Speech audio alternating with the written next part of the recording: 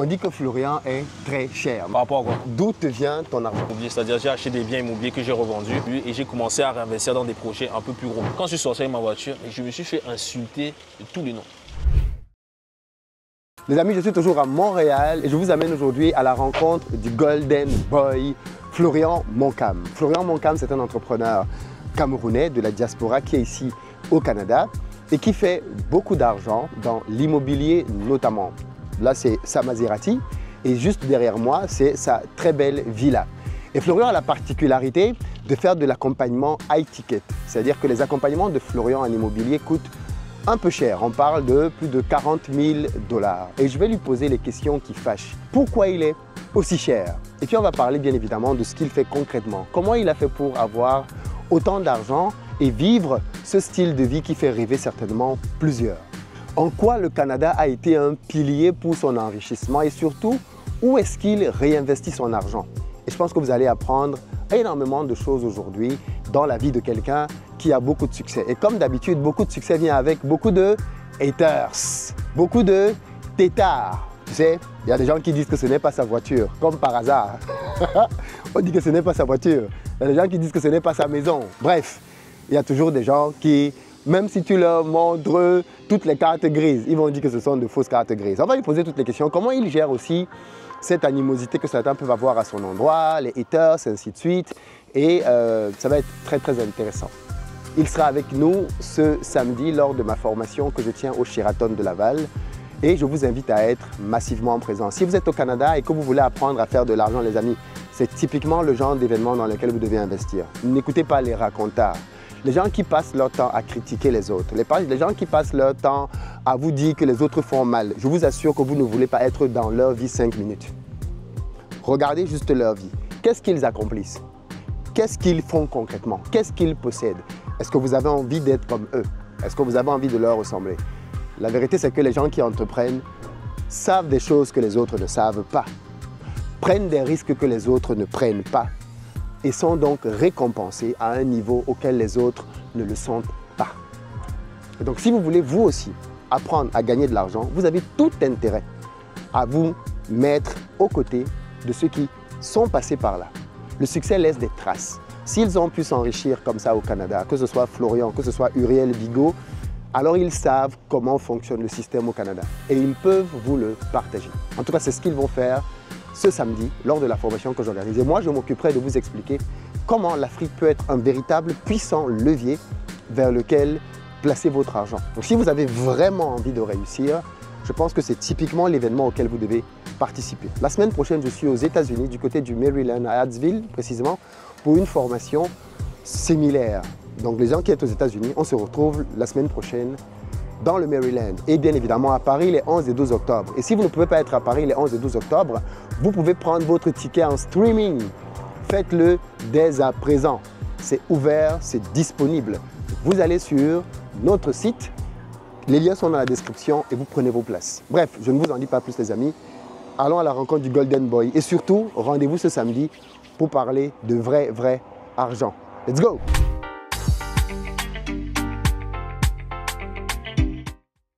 Aujourd'hui les amis, je vous amène à la rencontre de Florian Moncam, le Golden Boy, c'est comme ça qu'on l'appelle communément. C'est un jeune entrepreneur de la diaspora canadienne qui a fait fortune dans l'immobilier et qui a bien voulu nous recevoir dans ses locaux aujourd'hui pour parler de business et de son parcours. Florian, c'est l'homme à la Maserati.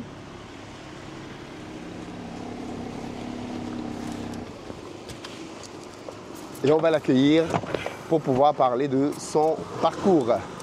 Salut Florian. Bonjour, bonjour, ça va bien? Très bien et toi? Très très bien. Super. Florian, ça fait quelques années maintenant que je te suis, que je t'ai reçu même sur Investir au pays. Tout à fait. Tu nous parlais d'immobilier à l'époque. Et aujourd'hui, on est venu chez toi, on est venu te voir. Welcome. Est-ce que tu peux te présenter pour les gens qui ne te connaissent pas? Donc, Florian Moncam, investisseur immobilier, entrepreneur également. Donc, originaire du Cameroun, où on a fait pas mal de projets immobiliers, notamment en France, États-Unis, Mexique, Indonésie, Maroc. Et maintenant, on se concentre sur le développement immobilier au Canada. Donc, on construit des logements, on achète des terrains, on développe et on construit. Donc voilà, on accompagne également pas mal de personnes, notamment beaucoup d'immigrants, à faire leur première acquisition immobilière ici au Québec et au Canada de manière générale. On dit que Florian est très cher. Là, les directs droit au but. Hein. Pas de répit. On dit que Florian est trop cher dans ses programmes. Il fait des programmes à plus de 30 000 $. Est-ce que tu considères que tu es très cher? Par rapport à quoi? Bonne question. Bah ouais, c'est ça, c'est sûr par rapport à quoi. Moi, je considère que c'est... Si tu achètes un bien immobilier à deux... On va prendre l'exemple d'un couple. Ils achètent deux biens immobiliers à 500 000 $. Ouais, juste, on va reculer parce qu'il y a un véhicule qui passe. Deux biens immobiliers à 500 000 $. Si le bien immobilier, on leur fait faire des rénovations, ça prend à peu près 300 000 $ d'équité qu'ils arrivent à sortir cash en refinançant 200 000 $. Si je leur demande 40 000 $, c'est pas beaucoup. Voilà, donc c'est comme ça que moi je vois la chose, quoi. Donc c'est vrai qu'on a des programmes d'accompagnement, mais qui dit accompagnement dit quand même toute une équipe derrière. C'est qu'on met à disposition courtier immobilier, courtier hypothécaire, courtier immobilier, gestionnaire, la personne qui fait les travaux, l'avocat, le comptable, le fiscaliste, toute l'équipe qu'il faut, à peu près une douzaine voire quinzaine de personnes. On met ça à disposition pour accompagner la personne de A à Z. Et au-delà de ça, c'est que derrière la personne garde cette équipe-là pour continuer d'investir sans nous. Sur le prochain projet. Exactement. Ouais. D'accord. Tu vis dans une super belle maison. Comment fait Florian pour pouvoir gagner suffisamment d'argent? Tu es venu au Canada, j'imagine que tu n'es pas venu avec une fortune ici. Non. Comment tu as fait pour pouvoir générer suffisamment d'argent pour vivre dans un, je ne sais pas si c'est un palace ou je sais pas moi, une super belle maison comme celle-ci, d'avoir une voiture premium que tu conduis? D'où te vient ton argent? Essentiellement, j'ai commencé comme tout le monde, hein, c'est-à-dire j'ai fait des études, j'ai eu mon emploi, mais maintenant j'ai utilisé mon emploi comme levier pour investir en immobilier. C'est-à-dire je suis allé chercher du crédit, parce que qui dit emploi dit stabilité de revenus, qui dit stabilité de revenus dit éligibilité à du financement. Donc je suis allé chercher du crédit pour faire, j'ai d'abord commencé avec les achats-reventes immobiliers, c'est-à-dire j'ai acheté des biens immobiliers que j'ai revendus. J'en ai tiré de bonnes plus-values et j'ai commencé à réinvestir dans des projets un peu plus gros, c'est-à-dire achat de multi-logements, achat de terrain, construction de logements également. Et de fil en aiguille, ça m'a permis. Ici au Canada, tout ce que tu dis là, au Canada, tu as commencé en France? J'ai commencé en France et à l'étranger. Oui. Et après, je suis arrivé au Canada. Et la puissance, en fait, au Canada, c'est que on vit une crise du logement qui fait en sorte que les biens s'apprécient énormément. Donc, l'ensemble de mes immeubles que j'ai achetés, après être arrivé je suis arrivé en 2016, j'ai commencé à investir la même année. Donc, j'ai acheté pas loin d'une dizaine d'immeubles. Et l'ensemble de ces immeubles ont doublé en termes de valeur. Donc, si je te parle de ça, tu passes facilement de 2 millions, 2,5 millions à pratiquement 5 millions en l'espace de quelques années. Bon, si tu prends un petit billet pour t'offrir une maison dessus, comme celle-ci, ça ne fait pas de mal, quoi. Donc, c'est un peu ça l'histoire pour faire court. Mais clairement, pour dire que voilà, avant d'acheter ce type de maison, c'est mieux d'abord d'investir. Parce que c'est beaucoup de personnes même qui immigrent au Canada, qu'est-ce qu'elles font? C'est que on leur vend l'idée de s'acheter une très belle maison parce qu'ils veulent sécuriser tout de suite dans une maison. Exactement, c'est une prison dorée, clairement. Il vaut mieux acheter 1, 2, 3, 4, 5 immeubles. Tu refinances l'ensemble de ces 5 immeubles. Tu vas au bas mot encaisser cash net d'impôt 500 000 $. Au bas mot. Si tu prends 200 000 $ comme mise de fonds pour acheter une maison comme celle-ci, il n'y a pas de problème. Moi, c'est ce que j'encourage à faire et c'est un peu ce que j'ai suivi pour m'offrir une maison. Quand tu dis une maison comme ça coûte à peu près combien? Celle-ci m'a coûté 850. Aujourd'hui, elle vaut 1,4, 1,5. D'accord. Quand tu dis tu achètes un immeuble 2, 3, 4, 5, mais est-ce que c'est vraiment si simple que ça pour un migrant qui vient d'arriver au Canada de se retrouver à lever des fonds? Est-ce qu'il n'y a pas de préalable? Est-ce qu'il ne doit pas passer un certain nombre d'années? Ça dépend. Des fois, ça peut dépendre de son statut. S'il vient en tant que résident permanent, c'est beaucoup plus simple pour lui de lever des fonds. C'est beaucoup plus rapide. C'est beaucoup plus rapide. Donc, s'il a un emploi permanent, il y a plusieurs règles à respecter. Il faut un emploi permanent, il faut un revenu stable, il faut une hygiène financière quand même assez propre qui se reflète au travers du bureau de crédit. Ouais. Dans la mesure où tu remplis ces critères-là, tu peux très facilement aller chercher une hypothèque pour acheter une propriété. Maintenant, on s'entend bien. Pour pouvoir acheter une propriété, il faut une mise de fonds. Donc nous, ce qu'on fait, c'est qu'au travers de... Beaucoup d'investisseurs font ça ici au Québec. Hein. C'est-à-dire, au lieu d'aller économiser pendant 3 à 5 ans, on va aller chercher du financement ailleurs qu'on va utiliser comme mise de fonds pour pouvoir acheter la propriété. Bien évidemment, il faut le faire de façon maîtrisée et contrôlée pour ne pas se retrouver dans une situation compliquée. Donc, ce n'est pas fait pour tout le monde, mais c'est quelque chose que tu as fait et qui continue d'être faisable. Clairement. Moi, en France, j'avais fait ça avec des prêts étudiants. Tu prends des prêts étudiants, 52 000 euros x 3, ça fait 156 000 euros. Tu achètes un appartement cash, tu commences à rembourser dans 5 ans. Toi, tu as le ça à l'œil. Mais moi, je préfère faire ça parce qu'il y a des personnes. Je connais même quelqu'un qui a fait ça avec des prêts auto, s'il te plaît. Je préfère quelqu'un qui va prendre un prêt auto, revendre l'auto. C'est comme si moi, je te dis, OK, tu vas acheter une voiture, tu me vends une voiture, je te dis, OK, je vais prendre un prêt de 40 000 euros. Donc, je vais voir la banque, je demande un prêt de 40 000 euros pour t'acheter ta voiture. Ouais. Je vais voir ton ami, je lui dis que bon, j'ai une voiture à vendre, je vais te la vendre à 39. Ouais. Je viens te voir, je dis que bon, finalement, je n'achète pas. C'est lui qui achète, je lui donne 1000 euros, il te donne les 49 sous forme de prêt, moi je garde l'argent. Avec ça, tu peux aller derrière, tu fais un achat immobilier, 2 achats immobiliers, tu prends une résidence principale, tu retapes, tu rénoves, tu revends sans payer d'impôts. Ce qui est brillant avec le prêt étudiant en plus, c'est que tu as un délai avant de commencer les remboursements. 5 ans. Moi j'ai eu 5 ans, 0,95. Ouais. C'est comme un don. Ouais. Ouais. Excellent. Et ce qu'on a aussi compris, c'est que tu as dit que tu as évolué dans ton process en tant qu'investisseur. Tu as commencé par acheter des immeubles, ce que tu conseilles aux gens de faire maintenant. Mais aujourd'hui, tu es au stade là où tu fais plutôt de la promotion immobilière. Exact. Que tu achètes des terrains, tu construis des immeubles et tu revends des appartements, c'est ça? En fait, ce que j'ai commencé à faire, c'est oui, effectivement, j'ai acheté des immeubles à revenus, donc c'est des 2, 3, 4, 5 logements. Par la suite, je me suis spécialisé dans le développement d'immobilier haut de gamme. Quand je dis haut de gamme, c'est plus achat, construction de villas. Tu vois, achat, construction de villas. Ça, c'est ce que je fais activement aujourd'hui. Et en parallèle de ça, c'est que je me suis associé avec d'autres investisseurs qui font du développement immobilier pour du multilogement résidentiel. Donc, c'est qu'on s'est mis à plusieurs, on achète des terrains qu'on développe. Donc, on va chercher tout ce qui est zonage, permis de construire, etc. Et on construit des logements. Mais là, ce n'est pas nécessairement pour de la revente, c'est pour de la détention. Donc, ça, c'est vraiment pour nous, pour détenir les logements. Moi, je fais plus le côté développement, promotion de logements plus haut de gamme. Donc, par exemple, comme je dis, villas, appartements de luxe également. Donc avec des développeurs sur plan.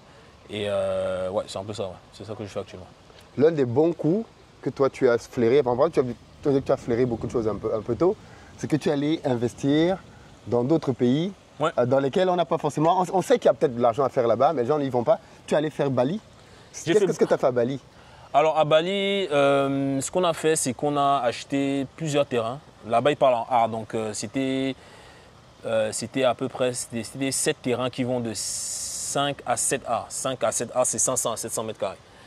Donc, on a la particularité à Bali, c'est que tu n'es pas nécessairement propriétaire du terrain. Oui, tu as un bail, quoi. Voilà, tu as un bail amphithéotique. Donc, on a pris un bail amphithéotique de 90 ans. Ouais. Donc, c'est quand même bon. Tu as le temps de... J'ai le temps de mourir, ressusciter, comme on dit. Donc, on a pris des bois amphithéotiques. On a construit des villas.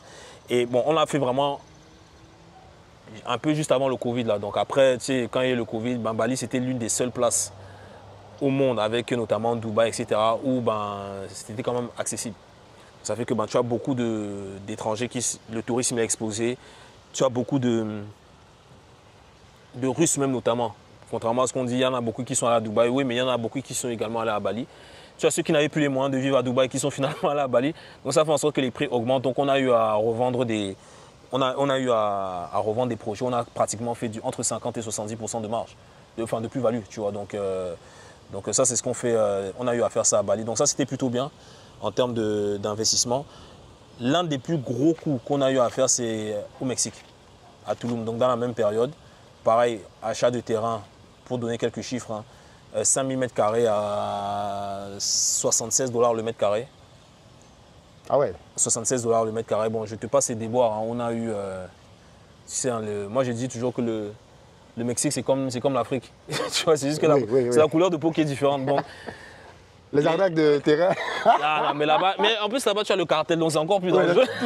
Tu fais pas le bruit. Exactement. Donc, on a fait ça et bon, on a eu des problèmes avec les vendeurs qui, quand ils ont vu les prix augmenter, ils ont essayé de nous récupérer le terrain. D'où le fait d'avoir des liquidités.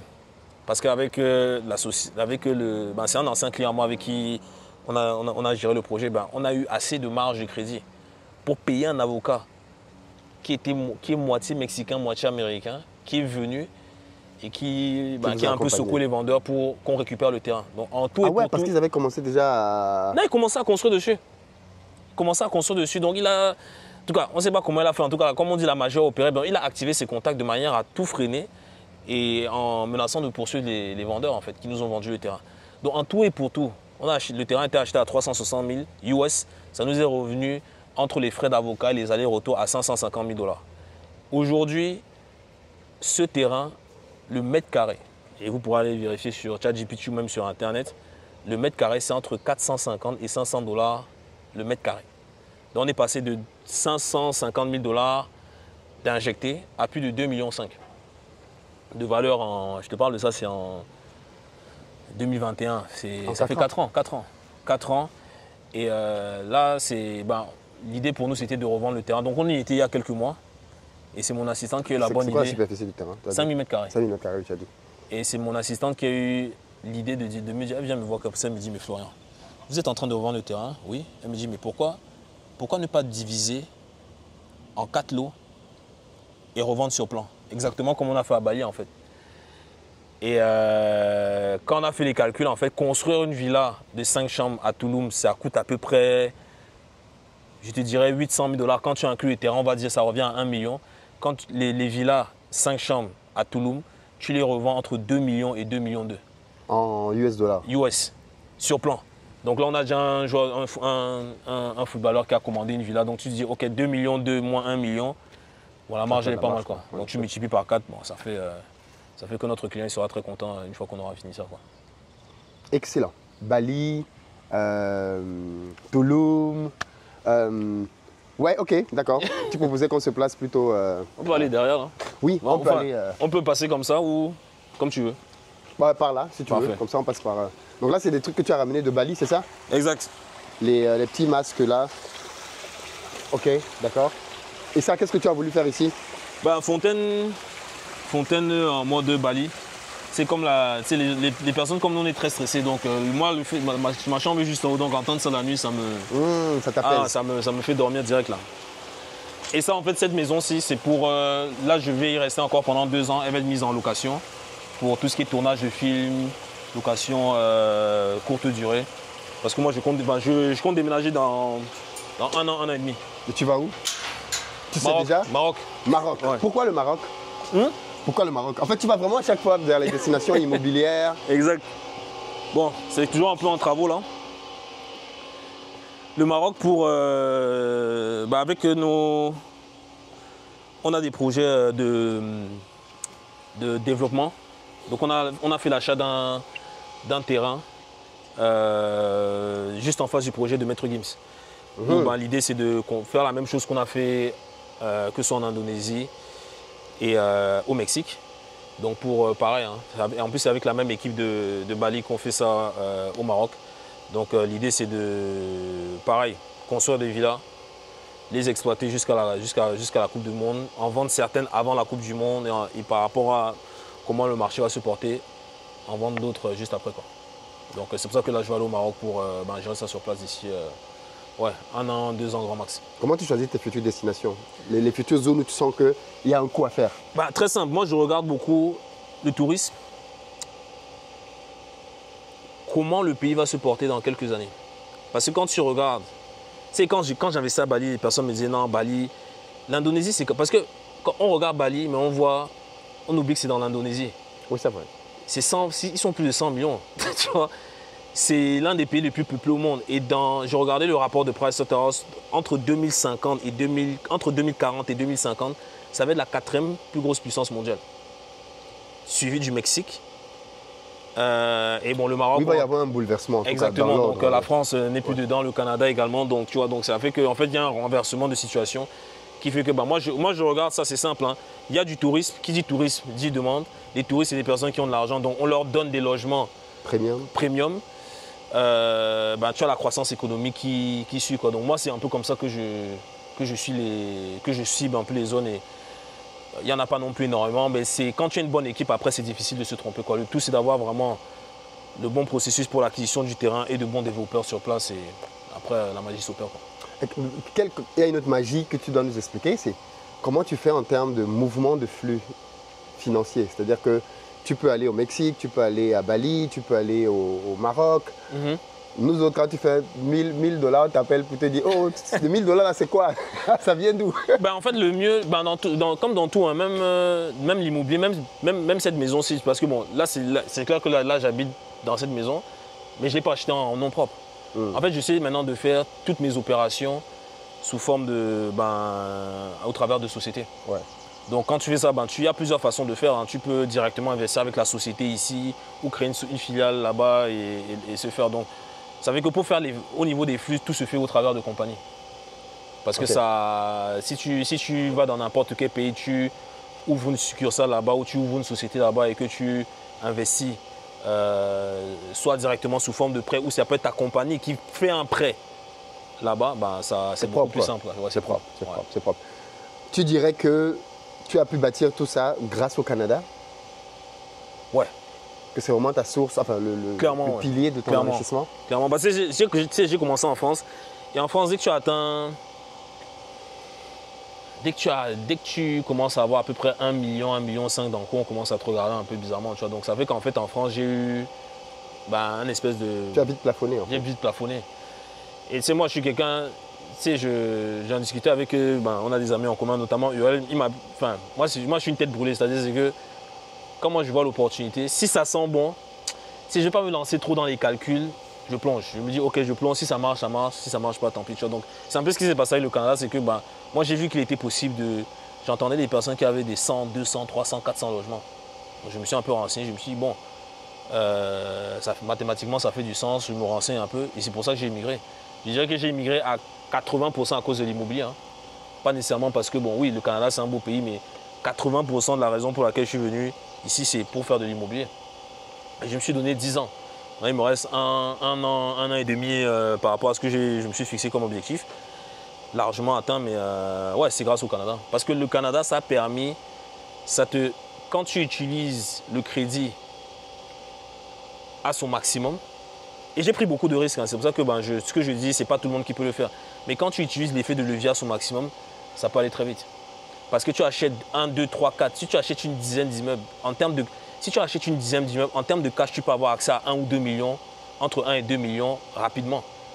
Tu vois, et après, si tu fais encore des levées de fonds de l'autre côté, tu vois ce que je veux dire. Donc, tu peux te retrouver avec un pool de 3, 4, 5 millions. Et là, maintenant, tu es capable de dire que bon, j'envoie 1 million ici, j'envoie 1 million là, et tu trouves des partenaires, après ça va très vite, quoi. Donc là, je dirais oui. Moi, je vois le Canada comme, si tu veux, comme un... Voilà comment moi je réfléchis. Hein. Je me dis, ok, moi je vois le Canada comme une banque. Tu ne gagnes pas d'argent avec les loyers. Parce que tu vois, les loyers n'ont pas suivi la prestation des biens. Où tu gagnes de l'argent. Cette maison-là, je la mets en location. Si je rembourse intérêt, capital, je suis en perte. Mais il y a des moyens de ne payer que les intérêts. Donc moi, je me dis, ok, cette maison-ci, je ne vais jamais la payer, je paye juste les intérêts.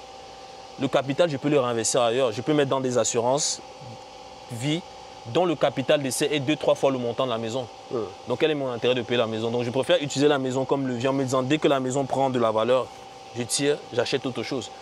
Donc quand tu comprends ça, tu te dis, ok, tu prends le Canada comme, entre guillemets, une banque, tu achètes des actifs qui prennent en valeur, tu empruntes contre la valeur de l'actif, tu repousses la dette le plus loin, possible. Tu t'assures bien, tant qu'on est en santé, on est jeune, tu t'assures de 2-3 fois le montant, tu prends cet argent-là, tu fonces ailleurs. Moi, c'est comme ça que moi je vois la chose en fait. Donc, tu vas pouvoir dire, et c'est ce qu'on accompagne nos clients à faire, on va leur permettre de dire que bon, tu tires 500 000, prends 200 000, tu achètes cash au Maroc, en Côte d'Ivoire, tu sais que le rendement est de 10%, ça te fait tes 2 000 $ par mois.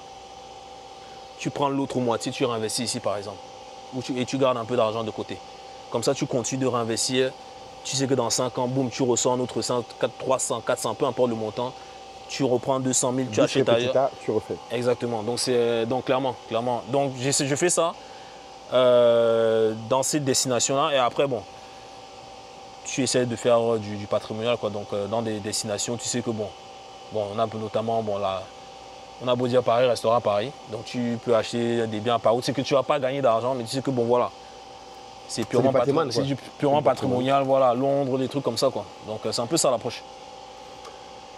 Tu as été au Cameroun il y a de cela quelques temps, tu es allé te frotter au continent. C'est ça. On va aller par là si vous voulez. Au continent des problèmes. Ouais. Tu as fait plus d'1 an de business au Cameroun. Tu faisais dans, je crois, tu étais dans des startups.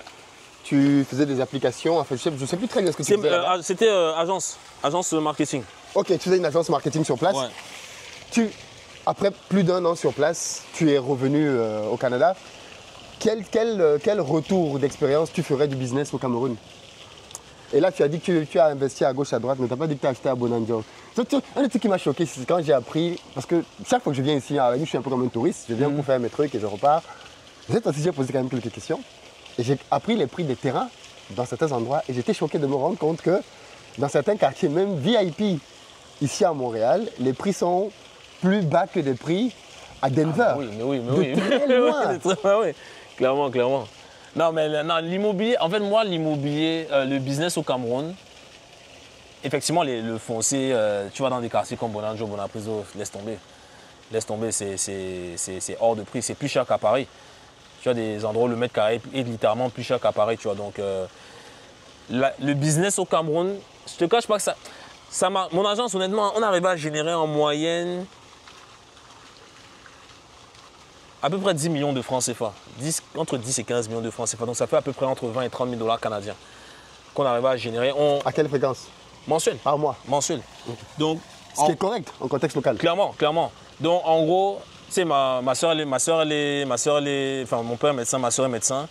Donc, bon, il y a ce côté un peu santé dans la famille. Donc, je m'étais orienté à gérer le marketing pour les professionnels de santé. Tous ceux qui ont des cliniques, des cabinets privés, et également exactement, et surtout parapharmacie. Ok. Tu vois, par exemple, parapharmacie de l'ESSEC, c'est moi qui gérais. Donc en fait, on faisait la promotion de leurs produits sur les réseaux sociaux et littéralement, ça leur a permis de doubler leur chiffre d'affaires. Mais après, tu connais la mentalité. La personne investie te paye tant. Tu lui ramènes peut-être 3-4 fois le montant. Elle décide de ne plus vouloir te payer. Donc moi, je n'ai pas voulu commencer à courir derrière les contrats. Tu vois. Et moi, dans cette logique high-ticket, c'est que tu payes d'abord et ensuite, c'est pas genre on fait et après tu payes. C'est que tu payes 100%, après on fait. Tu vois, donc moi j'ai toujours, même ici c'est comme ça, c'est-à-dire quelqu'un dit, il n'y a pas les trucs de modalité de paiement, moi je ne suis pas dans ça, c'est one shot, après on livre. La personne qui n'est pas contente, ce n'est pas son problème, c'est pas mon problème entre guillemets, mais donc on a fait ça, donc les personnes commençaient à vouloir négocier, même juste l'énergie mentale que ça me prenait de discuter, j'ai dit vous savez quoi, débrouillez-vous, moi je me concentre sur mes marques, je t'ai dit tous les domaines que je suis en train de vouloir développer, donc en fait ça fait que maintenant, cette agence-ci travaille essentiellement pour mes entreprises. Et de temps en temps, on aide d'autres entreprises, d'autres infopreneurs, surtout. Ok, donc tu as gardé ta boîte. Ma boîte. Toujours avec une partie de ton équipe au Cameroun? Oui, il y a Cameroun essentiellement et quelques personnes de Madagascar aussi. Ok. Donc, j'ai gardé. Donc de là, tu as gardé quand même. Ouais. Okay. En termes d'immobilier, bon, honnêtement, pareil. Tu n'es pas spéculé à Bonanjo? Ah, non. J'ai fait quelques terrains, mais tu vois, pour le moment, je ne construis pas. On attend un peu que ça passe là. Ouais. Mais je pense que ça va être la même chose. Hein. Ça serait même modèle, villa haut de gamme, revente. Parce que j'ai vu pendant le Covid, hein, j'ai fait pas mal d'acquisitions. Pendant le Covid, en tout cas, dès que tu as une petite récession, là, ceux qui n'arrivent pas à payer, c'est ceux qui sont dans les logements les moins, comment dire, prestigieux, si je peux dire. Dans les studios, les appartements, tu vois.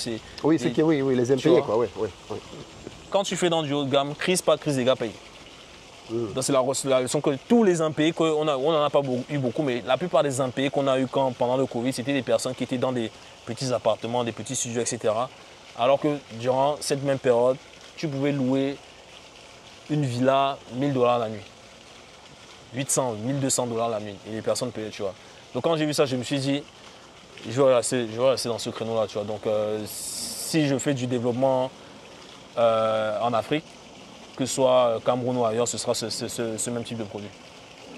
Comment tu gères, on va sortir un peu sur la partie un peu expérience business maintenant, comment tu gères le retour des gens de notre communauté qui, j'imagine, parfois peuvent être très virulents, très en mode « oui mais Florian, lui, c'est pas sérieux ». Comment tu gères tout ce retour Déjà, est-ce que tu en as des gens qui peuvent dire ouais, mais non, Florian, c'est de l'arnaque, il est trop cher, ce genre de choses. Comment toi tu gères ça? Est-ce que tu t'en fous complètement? Est-ce que tu les comprends? Ou alors. Non, en fait, moi, c'est sûr que ça me fait un Surtout que tu es sur les réseaux, donc ouais, non, c'est sûr. Bah, en fait, il y a beaucoup. Tu sais, moi, là, enfin, ce dont moi j'ai la difficulté, c'est les personnes qui n'essaient pas de comprendre, en fait. Tu vois. Je donne un exemple, ma voiture. Quand je suis sorti avec ma voiture, je me suis fait insulter de tous les noms. On m'a accusé de, comment ça s'appelle, que c'était un essai routier. J'ai dit que, mais, tu vois, essai routier, mais j'ai dit que mais vous connaissez des essais routiers qui durent 6 mois. Tu vois ce que je veux dire? Donc, au lieu même, et en fait, j'ai expliqué comment est-ce que j'ai acheté ma voiture. Ma voiture, ça a été très simple. Hein. J'avais l'argent pour acheter la voiture cash. Tu vois, je me suis dit, bon, je ne vais pas acheter une voiture comme ça cash. Je me suis dit, ok, je vais prendre ces 150 000 $, je vais me mettre dans un bâtiment, je vais faire des travaux.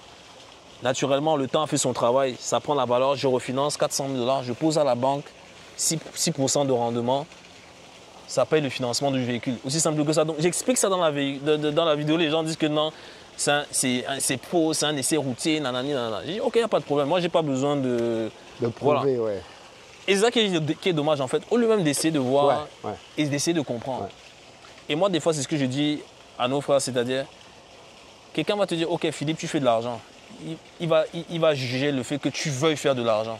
Mais qui ne veut pas d'argent? La personne, pour moi, qui dit qu'il ne veut pas d'argent, c'est quelqu'un qui se ment à lui-même, en fait. Parce que si tu dis à quelqu'un, tiens, voilà 1 000 €, il va prendre. Ou dis-lui même peut-être même, ok, comme tu n'aimes pas l'argent, travaille gratuitement, refuse ton salaire. Tu vois? Il ne va pas accepter. Il ne va pas accepter. Donc, quelqu'un, pour moi, les personnes qui réfléchissent, il y a une hypocrisie derrière l'argent. C'est de l'hypocrisie. Ouais. Au lieu d'essayer de comprendre comment cette personne a fait. Et à un moment donné, le temps, moi j'aime toujours dire le temps donne raison. Tu vois quelqu'un que je pense comme toi, qui est sur Internet depuis 10, ça fait combien d'années? 7 ans maintenant. 7 ans.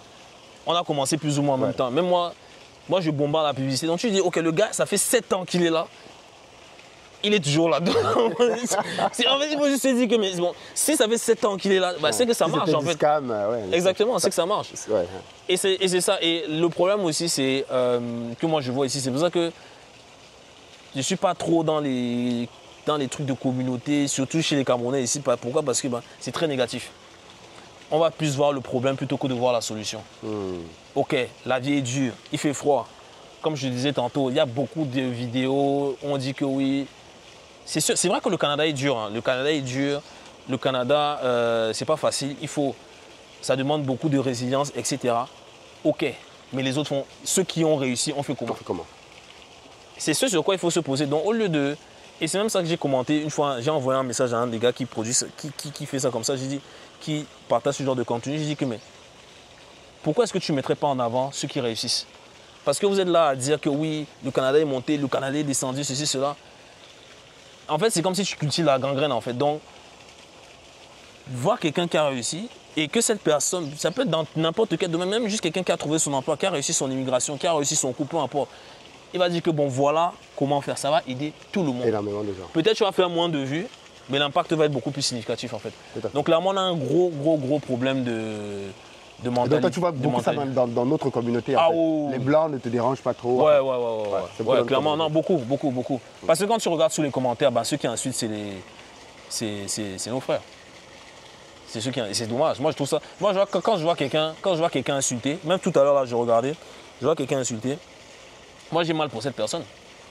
Parce que je me dis seulement, si tu savais ce qu'il est possible de faire. Tu vois même, des fois je m'amuse, je tape même son nom sur LinkedIn. Tu vois que le gars, tu vois son poste, tu sais qu'il a un poste à 6 chiffres.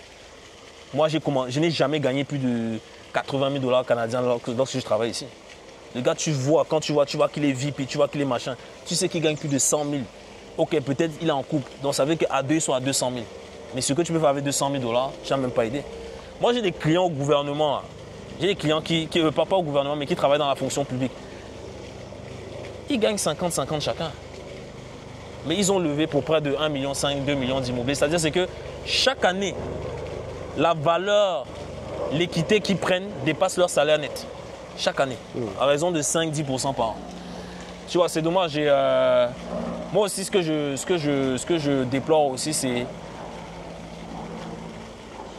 le fait que les personnes retournent en Afrique sans une base. Quand je dis sans une base, c'est quoi? Même juste avoir accès à du financement. Parce qu'ici, c'est comme, quand tu demandes du crédit, c'est du revolving. Tu peux demander 50, 100, 1000 $, tu as accès à ça en tout temps. Ça peut, toi, tu lances beaucoup de personnes pour leurs projets en Afrique. Donc, quelqu'un qui se retrouve avec une marge de crédit de 100 000 $, ça fait combien? Ça fait 45 millions. Avec 45 millions, on s'entend, mais il y a de quoi faire. Donc, moi, il y en a plein. Ils disent, ouais, le Canada, oui, le crédit, c'est pas bon et tout. Boum, ils ferment tous les comptes. Tu te dis, bon, finalement, tu n'as pas acheté la maison, mais au moins garde le, garde le crédit, tu vois. C'est dommage. En fait, tu vois, je crois que là où des gens comme toi vont au-delà de... Je m'en suis rendu compte dans ma propre vie quand je démarrais. On a un très mauvais rapport au crédit. C'est-à-dire que, tu sais, quand tu as grandi au pays, tu as entendu tes parents te dire matin, midi, soir, je ne dois rien à personne. Tu as vu tes parents construire une maison en fonds propres. Tu as vu, je dis, on n'est pas dans un environnement dans lequel on prend du crédit. C'est même vu, c'est même mal vu. Ouais. Oui, mais lui, il doit de l'argent. Je pense que même sans s'en rendre compte, on a intériorisé le fait que prendre du crédit, c'est une mauvaise chose. Et donc, quand on est dans un environnement comme le Canada, dans lequel tout se bâtit à crédit, tu ne peux rien bâtir avec tes fonds propres, on a beaucoup de mal. Et c'est pour ça que pour beaucoup d'Africains, et même des Camerounais, le seul crédit qu'ils conçoivent de prendre dans leur vie, c'est pour la résidence principale. Oula, c'est pas bon. Mais en fait, mais une fois de plus, il faut se demander... Et quand toi tu vas parler, c'est lui qui va te tirer dessus. Exactement, tu vois. Mais en fait, il faut se demander comment les autres font en fait.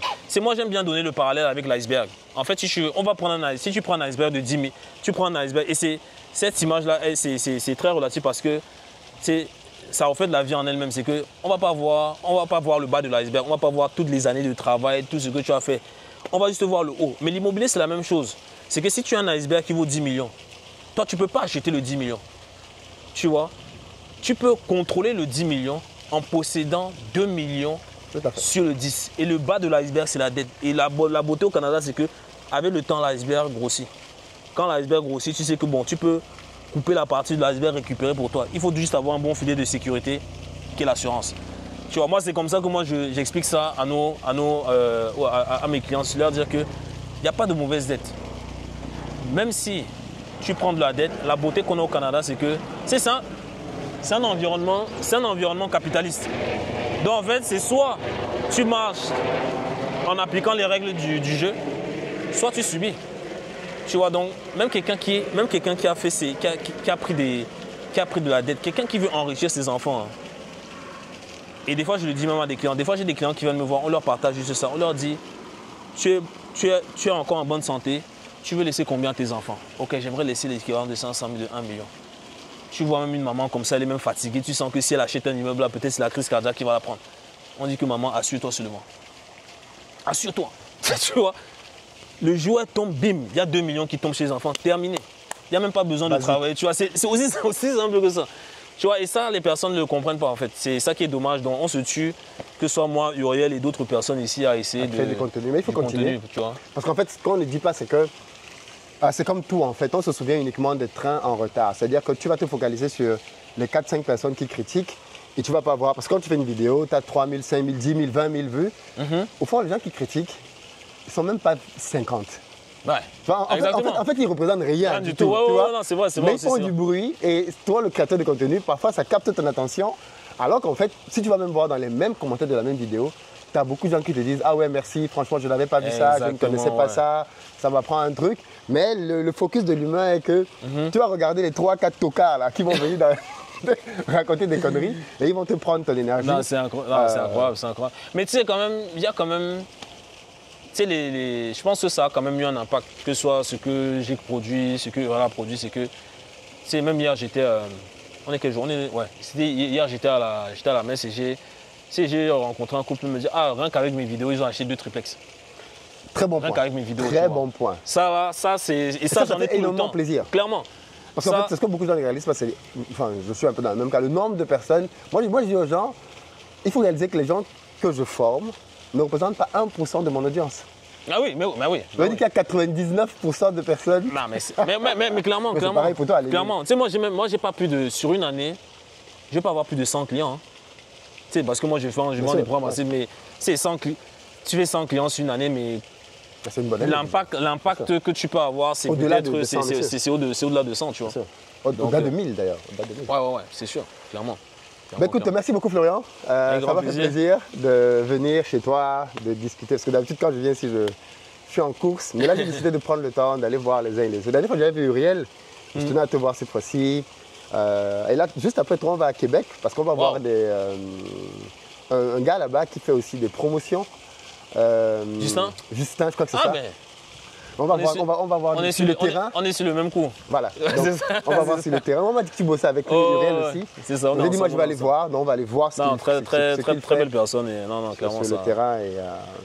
Mais en fait, à la fin de la journée, c'est ça qui est drôle, c'est que, et c'est ce que j'essaie souvent d'expliquer aux gens, c'est, vous ne vous en rendez pas compte, mais pendant que tu joues le rôle du haters, le mec, il avance en fait. Clairement. C'est-à-dire que dans 10 ans, en fait, c'est un peu comme tu vois l'adage qui dit le chien aboie, la caravane passe. C'est-à-dire, c'est un beau faire tes petits commentaires dans ton coin. En fait, ça n'empêche pas qu'il y ait des gens qui lui fassent confiance, qui le forment. Ça n'empêche pas qu'il fasse ses investissements. Regarde bien sur les 5 dernières années, tu fais qu'aboyer derrière lui. Entre-temps, il a investi à Bali, il a investi au Mexique, il a investi au Cameroun, il a investi au Maroc. Tu ne freines rien en fait. Donc, tu gagnerais plutôt à te dire, bon, mon énergie et mon temps là, comment je fais pour faire progresser quelque chose dans ma propre life? C'est ça. Plutôt que d'être... En tout cas, franchement, bravo pour ce que tu fais ici. Et tu vas forcément avoir des gens qui vont dire dans les commentaires que ce n'est pas sa maison. Ah, mais ce n'est pas sa maison, tu es mort.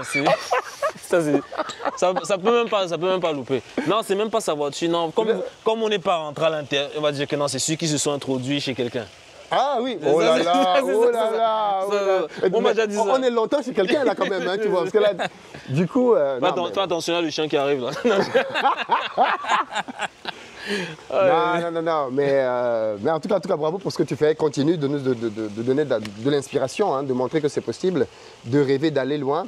Et peut-être qu'une autre fois, quand on discutera, parce que ça, c'est un point qui est très important et qui fait une grosse différence, c'est ta capacité à pouvoir prendre de gros risques. Parce qu'en fait, les gens ne s'en rendent pas compte, mais il y a une proportion entre les gains et le risque. Et ce qui me fait souvent rigoler, c'est le gars qui veut investir 1000 et qui veut devenir millionnaire. Et il y a beaucoup de gens qui sont dans ce truc de je vais investir 1000 $ et je veux être milliardaire ou millionnaire. Ça ne marche pas comme ça en fait. Il y a une proportion de risque que tu dois prendre et que tu dois baquer avec ton savoir, avec ce que, ainsi de suite quoi. Mais bon bref.